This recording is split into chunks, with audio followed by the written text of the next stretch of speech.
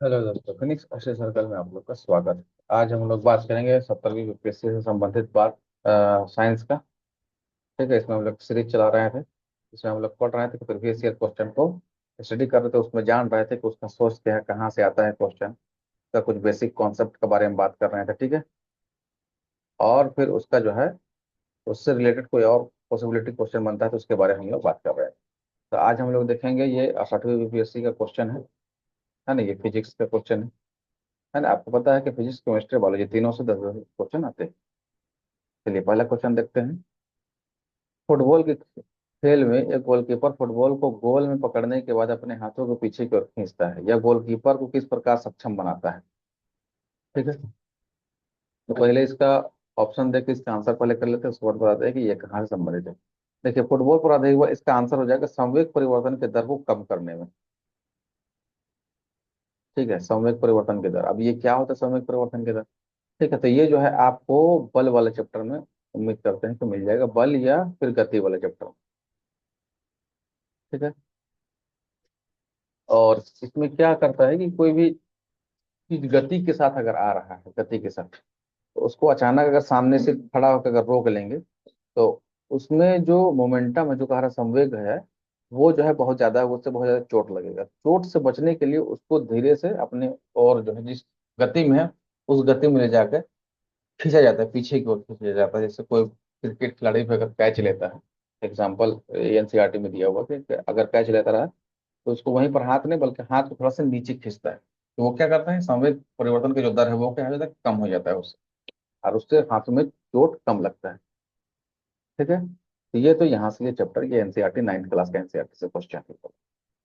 चलिए next question इस तरफ देख लीजिए। निम्नलिखित में से किस ऊर्जा परिवर्तन में घर्षण बल शामिल होता है? घर्षण मतलब फ्रिक्शन। ठीक है, फ्रिक्शन फोर्स। तो फ्रिक्शन फोर्स किस में शामिल होता है? तो फ्रिक्शन फोर्स शामिल से स्थिर ऊर्जा से ध्वनित तो स्थिर नहीं होगा। स्थिर मतलब काइनेटिक एनर्जी, सॉरी, स्थिर ऊर्जा से ध्वनित ऊर्जा। ठीक है, रासायनिक ऊर्जा से उष्मा ऊर्जा, तो ये भी नहीं होगा। गतिज ऊर्जा से उष्मा ऊर्जा, ये हो सकता है। उपयुक्त में से एक से अधिक, ये कोई नहीं। यह होगा गतिज ऊर्जा से उष्मा ऊर्जा। गति मतलब गति ऊर्जा मतलब गति के कारण जो है जो ऊर्जा है उसको काइनेटिक एनर्जी कहते हैं, इसी से पोटेंशियल एनर्जी कहते हैं। ठीक है, चलिए, गतिज ऊर्जा, गति के कारण कोई जो है वस्तु है उसके कारण उसमें ऊर्जा उत्पन्न हो रहा है, तो गति है तो उसमें क्या होगा, वो घर्षण होगा, उससे उसमें उत्पन्न होगा। जैसे गाड़ी का टायर अगर चलता है तो क्या उसका लगातार जो है सतह के साथ, जमीन के सतह के साथ क्या है, घर्षण हो रहा है, उससे क्या होगा, उसमें टायर जो है वो गर्म हो जाता है। ठीक है, इसको कहते हैं गतिज ऊर्जा। ये अपने हाथों का आपस में रगड़ेंगे ऐसे करके तो उससे क्या होगा कि ये गति, हाथ में गति आ गई, और गति के कारण है जो है उसमें जो है देखिए गर्म हो जाता है हाथ, तो वो उष्मा उत्पन्न हो, इसको कहते हैं गतिज ऊर्जा। ये फ्रिक्शन हो रहा है दोनों हाथ के बीच में, उसके कारण क्या हो रहा है, उष्मा उत्पन्न हो, इसीलिए गतिज ऊर्जा से उष्मा ऊर्जा का इसमें शामिल होता है, ऊर्जा परिवर्तन। चलिए नेक्स्ट क्वेश्चन हम लोग यहाँ पर देखते हैं। 111 नंबर यहाँ पर ये, निम्नलिखित में से कौन सा रेडियो धर्मी तत्व उत्सर्जित धनात्मक रूप में आवेशित कण है? अब ये रेडियो एक्टिविटी से संबंधित है। ठीक है, ये आपको एक्स्ट्रा से एनसीईआरटी में हमको लगता है कि थोड़ा सा नहीं मिलेगा, ये कम मिलेगा, ये ऊपर के क्लास में। तो यहाँ पर इसको आपको अलग से किसी बुक से पढ़ लेना है। यहाँ पर एक ही चीज सलाह देंगे कि आपसे आपको जो है लुसेंट है सामान्य ज्ञान, उससे आपको पढ़ लेना है, ये उतना काफी है। ठीक है, तो रेडियोधर्मी जो पदार्थ है उससे लगातार जो है क्या होता है, विकिरण जो है निकलते रहता है, रेडिएशन होते रहता है, और उसके वजह से अल्फा पार्टिकल, बीटा पार्टिकल और गामा पार्टिकल जो है निकलता है। अल्फा पार्टिकल जो है पॉजिटिवली चार्ज होता है, बीटा पार्टिकल नेगेटिवली चार्ज होता है, और गामा पार्टिकल जो है उदासीन होता है। ये कह रहा उत्सर्जित धनावेशित रूप में कौन होता है, ये होता है आपका अल्फा पार्टिकल होता। यहाँ तक क्लियर है? अब नेक्स्ट हम लोग देखते हैं। अच्छा, कभी कभी इसमें ये भी पूछता है कि अल्फा पार्टिकल के निकलने से इसमें एटॉमिक नंबर में क्या डिफरेंस आता है, बीटा पार्टिकल के निकलने से एटॉमिक नंबर में डिफरेंस आ जाता है, ये भी सवाल पूछा जाता है। ठीक है, इसको ध्यान देना। तो ये सब आएगा, रेडियो एक्टिविटी जब पढ़ाएंगे उसका वीडियो जब डाल दिया जाएगा, मतलब चैनल में अपलोड किया जाएगा, आप जो है उसको देख सकते हैं। तो चलिए नेक्स्ट क्वेश्चन है। एक बस सीधे रास्ते पर चल रही है और अचानक दाईं ओर मोड़ लेती है। बस में बैठे यात्री खाली स्थान किस तरफ झुकेंगे? तो एक बस चल रही थी ऐसे, और वो अचानक इस ओर दाहिनी ओर मुड़ जाती, तो सभी यात्री की इधर दाहिनी ओर मुड़ेंगे कि बाईं ओर? तो सभी यात्री इधर बाईं ओर झुक जाएंगे। ठीक है, इधर झुक जाएंगे, बाईं ओर झुक जाएंगे। अब ये क्यों है? ये जो है वही बल वाला चैप्टर, जो फोर्स वाला चैप्टर है, force and law of motion, उसमें ये आपको मिलेगा बेसिकली, जिसमें अभिकेंद्रीय और अपकेंद्रीय बल है।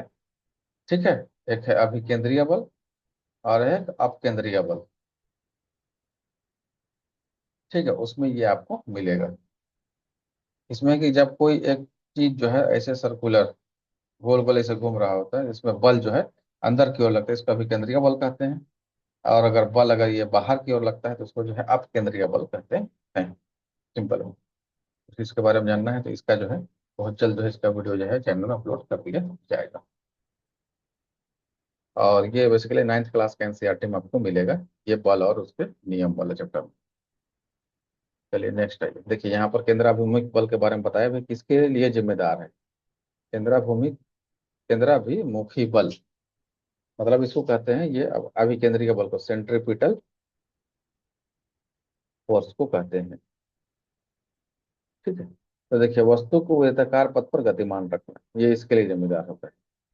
तो जो आपका जो है मौत का कुआं आप देखते हैं जिसमें, या जो लट्टू हम लोग देखते हैं वो घूमते रहता है, वो घूम रहा है, या मौत का कुआं में जो गाड़ी चल रहा है वो इसी वजह से कि उसमें केंद्राभिमुखी बल काम करता है। वस्तु सीधी रेखा में होना नहीं, अंतरिक्ष में वस्तु का स्वतंत्र गति नहीं, ये सब नहीं होगा। ठीक, ये सब पे अलग गति उत्तरदायी होता है। ठीक है, तो इसका होगा वस्तु का, देखिए केंद्राभिमुखी बल और केंद्राभिमुखी बल, इसके लिए जो है वृत्ताकार पथ जो है होना जरूरी है, तभी ये दोनों काम कर सकते हैं, ये दोनों के बारे में आएगा। चलिए नेक्स्ट क्वेश्चन हम लोग यहाँ पर देखते हैं। एक संगीत कार्यक्रम में ऑर्केस्ट्रा बजाने से पहले एक सितार वादक तनाव को समायोजित करने की कोशिश करता है, स्ट्रिंग को उपयुक्त रूप से बांधता है, ऐसा करके वह क्या ठीक करने की कोशिश करता है? उम्मीद करते हैं कि सितार आप सभी देखे होंगे। ठीक है, इस तरह से ये निकला हुआ एक वादन होता है, और इसमें एक इस तरह से तार यहाँ पर किया हुआ होता है, दो तीन तार, और यहाँ पर नॉट होता है, तो उसी से वो जो है इसको सीधा करता है, इसको टाइट करता है इस तार को, ताकि उससे जो निकलने वाला आवाज है वो ठीक हो सके। तो ये जो है नाइन्थ क्लास का एक चैप्टर है, साउंड या ध्वनि कहते हैं, वहां से है। ठीक है, तो किसी भी यंत्र से जहां से स्रोत है, जहां से साउंड निकलता है, ध्वनि निकलता है, तो ध्वनि दो चीजों पर निर्भर करता है, एक उसका आवृत्ति पर जिसको फ्रीक्वेंसी कहते हैं, और एक उसका जो है ये क्या कहते हैं, तरंग दैर्ध्य, तरंग दैर्ध्य या फिर आयाम से जो है डिपेंड करता है। ठीक है, तो यहाँ पर देखिए ध्वनि का आयाम को कस करने की कोशिश करता है तो नहीं, ध्वनि की तीव्रता को, इंटेंसिटी को, तो ये भी नहीं। तो अन्य वाद्यंत्रों की आवृत्ति के साथ सितार स्ट्रिंग की आवृत्ति, ये इसका सही आंसर होगा। इसमें अपने आवृत्ति जो होता है वो बाकी यंत्रों के साथ उसका आवृत्ति को मैच करने की कोशिश करता है, ताकि जो है उसका आवाज जो है क्या रहे, बाकी यंत्रों से मिल जाए और उसका आवाज सही आ जाए, मतलब ट्यून अच्छा बन जाए। ठीक है, क्योंकि ऑर्केस्ट्रा बजाना, ऑर्केस्ट्रा में और भी ड्रम होगा, टेम्पल होगा, ठीक है, बैंजो होगा, हो सकता है कोई और भी इंस्ट्रूमेंट होगा, उन सब के साथ उसका जो है फ्रीक्वेंसी को मैच कराना है, फ्रीक्वेंसी को मैच करना होता है। अगर फ्रीक्वेंसी मैच करेगा तो कंस्ट्रक्टिव साउंड बनेगा, और अगर फ्रीक्वेंसी मैच नहीं करेगा तो डिस्ट्रक्टिव साउंड बन जाएगा, है ना ऐसे। तो फिर ये साउंड फिर मजा अच्छा नहीं लगेगा सुनने में। ठीक है, तो उम्मीद करते हैं कि ये जो है आपको डिस्कशन जो है अच्छा लगा होगा, और इससे कुछ आपको जो है बेसिक कॉन्सेप्ट जो होगा वो क्लियर हुआ होगा, या इससे कम से कम इतना जानकारी मिल होगा, या क्वेश्चन कहाँ है, कौन से चैप्टर में देख सकते हैं, रिवीजन कर सकते हैं, पढ़ सकते हैं। ठीक है, चलिए हम लोग आज यहीं तक रखते हैं, नेक्स्ट हम लोग वीडियो में मिलते हैं, तब तक के लिए आप लोग से गुड बाय।